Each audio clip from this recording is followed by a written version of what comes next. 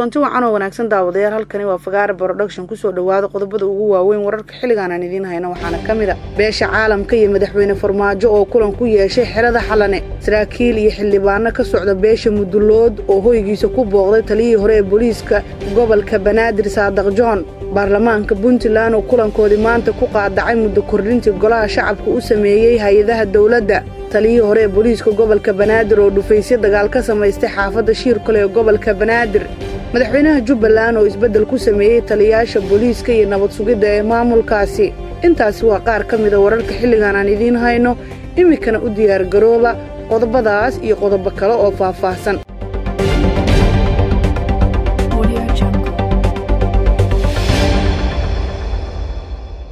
markale kuna wanaagsan daawadayaal intayna warkeena u guda galin hadaad horey noola joogtay share gare oo like gare muuqaalka hadaad nagu cusub tahayna soo dhawow subscribe channelka si aad u heshid xogaha muhiimka ah halkan soo galino waxaan ku bilaabayaa wararkeena faahfaahin ayaa ka soo baxaya shir u dhaxeeyay madaxweynaha dawladda Soomaaliya Maxamed Cabdullaahi Farmaajo iyo wakiilada beesha caalamka oo ay ku yeesheen teendada afisyoone xirada Xalane ila wareedii ayaa sheegaya inuu shirkani u ahaa mid ay dalbadeen wakiilada beesha caalamka ee loo yaqaan C6+ kuwaas oo madaxweynaha dawladda Soomaaliya ugu yeeray inuu yimaado teendada afisyoone xogta aan helnay ayaa sidoo kale sheegaysa in wakiilada beesha caalamka ay madaxweynaha dawladda Soomaaliya u gudbiyeen fariin taas oo ku saabsanayd go'aanka ay ka qaadanayaan muddo kororsiga ay sameysteen hay'adaha dawladda taas oo ay bilaabi doonaan dhaqangelintiisa haddii aan wada hadal la iskugu imaanin waxaa sidoo kale madaxweynaha dawladda Soomaaliya Maxamed Cabdullaahi Farmaajo kulanka loogu gudbinayo nooca cunaqabataynta ay wajihi doonaan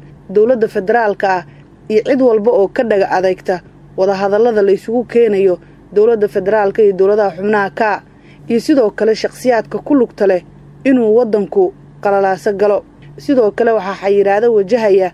cid kasta oo ka dambaysa in wadankan uu dib u laabto ayaa la yiri Mareykanka iyo Midowga Yurub ayaa iyaguna la sheegay inay ka soo horjeedaan muddo kororsi iyo inay cid gooniya dhinac wax u dhisato taasi oo horseedi karta baa la yiri dagaal ka qarxa Muqdisho iyo inay dawladda federaalka gabi ahaanba burburto oo dalka loo horseedo dagaal sokeeye xildhibaano saraakiil ciidan oo ka soo jeeda beesha Mudulood ayaa gaaray xaafadda uu Shirkale ka degan yahay taliyii hore ee booliiska gobolka Banaadir wararka ayaa sheegay in saraakiishii xildhibaanada Mudulood ay u tageen Shirkale inay halkaasi kulan kula qaataan Saadaq John iyo xildhibaanada ku haybta ay halkaasi ku sugan xildhibaanadan iyo saraakiishan Mudulood ayaa la filayaa sida aan xogta ku helnay inay ka qayb galaan shir jaraa'id oo si wada jir halkaas uga qabanayaan xildhibaanada saraakiisha iyo odayaasha dhaqanka ee beelaha Mudulood iyo waliba Habargidir xubnaha ayaa watay gaadiid dagaal iyo ciidan aad u fara badan sida ay sheegeen dad ku sugan xaafadda Shirkale taasoo sii kordhinaysa ciidanka tirada badan ee hore halkaasi ugu sugnaa wararka qaar ayaa sheegay in konton tignika ay halkaasi gaareen xaafadda Shirkale ayaa waxaa ka taagan xiisad colaadeed oo ka dhalatay isku day dawladda ay ku doonaysay inay ku soo qabato General Saadaq John kaasi oo fashilmay markii ciidamo badan iyo xildhibaano ay garab istaageen kuwaas oo ku hayba xildhibaanada beesha Habargidir oo ka mid yihiin Mahad Salaad Cabdiraxmaan Odawa iyo Cabdi Saabir Shuuriye oo ay weheliyaan odayaasha beesha ayaa xalay shir jaraa'id halkaas ku qabtay iyaga oo ka digay in la soo weeraro Saadaq John xildhibaanadan ayaa ugu baaqay dhammaan shacabka Muqdisho inay u diyaar garoobaan inay difaacaan Saadaq John kana difaacaan dawladda Soomaaliya sida hadalka u dhigeen taliyii hore ee ciidamada booliiska gobolka Banaadir General Saadaq Cumar Xasan Saadaq John ayaa lagu soo waramayaa inuu dhufaysay ka qotay xaafadda uu ka degay Shirkale ee magaalada Muqdisho in dhaqdhaqaaq ciidan laga dareemayo Shirkale isla markaana uu Saadaq John carratuur ka sameystay si uu uga dhigto dhufays haddii ay weerar ku soo qaadaan ciidamada dawladda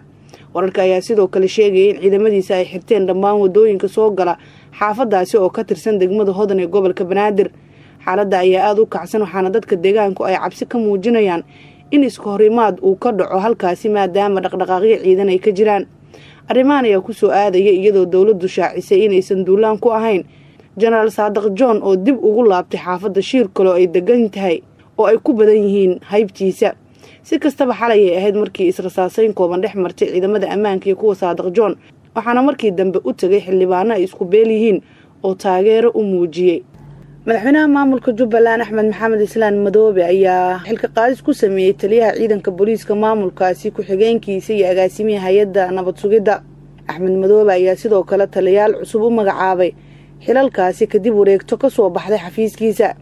taliyaha guud ee booliiska Jubbaland ayaa waxaa loo magacaabay gaashaanle sare Maxamed Cabdi Sheekh halka ku-xigeenkiisa laga dhigay Maxamed Guuleed Xasan. sidoo kale madaxweynaha maamulka Jubbaland ayaa agaasimaha hay'adda nabad sugidda u magacaabay Maxamed Axmed Sabriye sida lagu sheegay digreetada. saraakiisha hay'adaha ammaanka iyo ciidamada ayaa la faray inay la shaqeeyaan taliyaasha cusub ee la magacaabay kuwaasoo la amray inay xilka la wareegaan.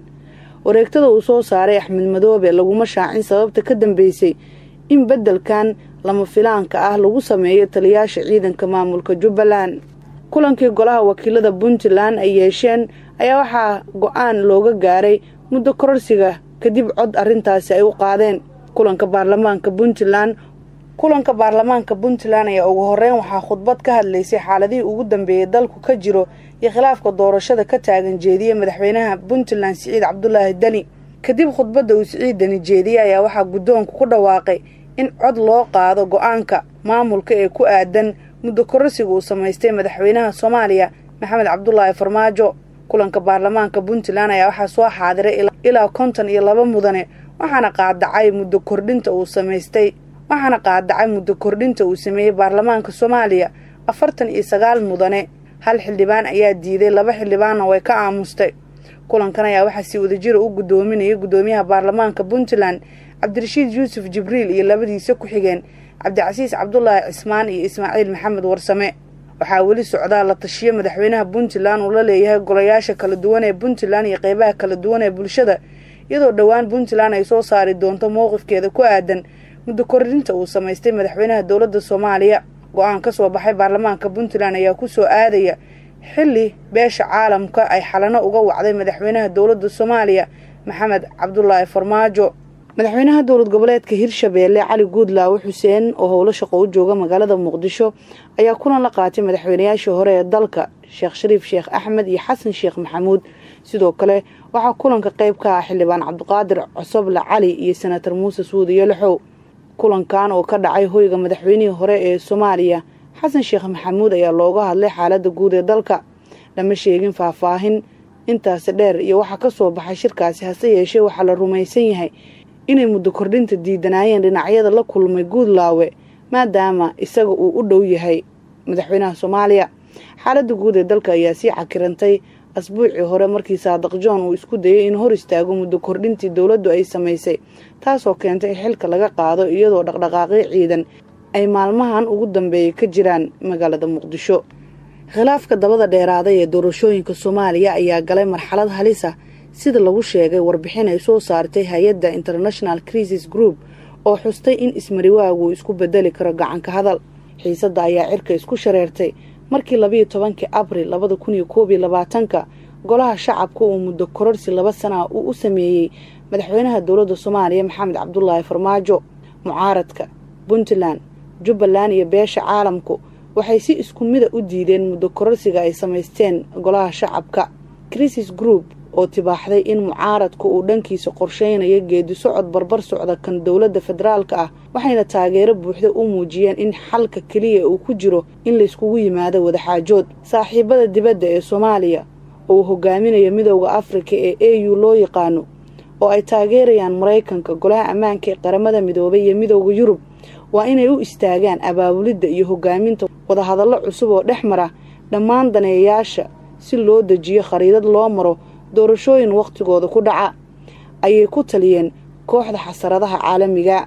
dhammaan jilayaasha dibadda waa inay si aan shaki ku jirin u muujiyaan inay diyaar u yihiin cunaqabatayn lagu soo rogo dhinacyada is-hortaagaya hindisaha cusub ee lagu doonayo wadahadallo la isku afgarto oo horey loogu socdo. diblomaasiyiinta ayaa horey uga dhawaajiyay inay qaadayaan tallaabooyin ay ka mid yihiin dib u eegidda xiriirka ay la leeyihiin dowladda federaalka, xayiraad ku soo rogidda madaxda caqabadda ku ah dadaalada xaldoonka ah iyo joojinta taageerada dhaqaale. xaqiiq ahaan si kastaba ha noqotee doorasho kasta waxay u baahan tahay in si ballaaran loogu saleeyo xayndaabka heshiiskii 17 Sebteembar, iyadoo la og yahay in doorashada aan tooska ahayn ay tahay habka kaliya suurtagalka ee lagu cadeyn karo jawiga amni ee maanta maadaama Al-Shabaab ka taliso dhul ballaaran oo